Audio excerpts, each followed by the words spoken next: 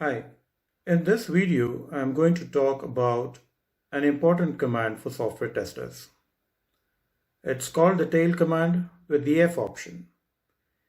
Used along with a log file name, can give you important information of the background while the app under test is running.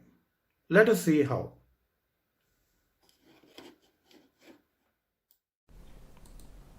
So let us look at the system logs of the Linux operating system in a case when we disconnect and reconnect a USB mouse to a laptop. For the uninitiated, the system logs contains the logs of the Linux system.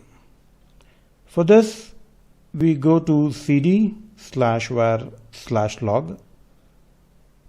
Now we do an ls space -l to see our syslog file. Let us now view it using the cat command. I have disconnected my USB mouse from the laptop, but I cannot see that in these log files because they are just static.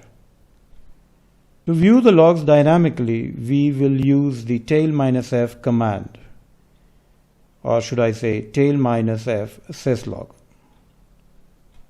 Disconnect the mouse now. Reconnect it. We can see that the logs contain the disconnection and reconnection as it happened. The logs will always show you or show a tester and is very helpful. When you are testing an application, try the tail-f command with your server or client logs to see if you can spot something unusual.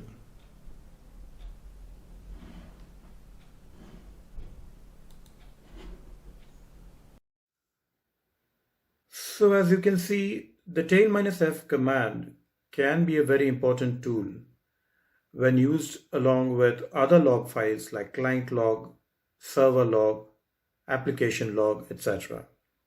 It provides an extra dimension and can tell the tester as to what exactly is going on while he or she is testing the application. Try it. Thanks.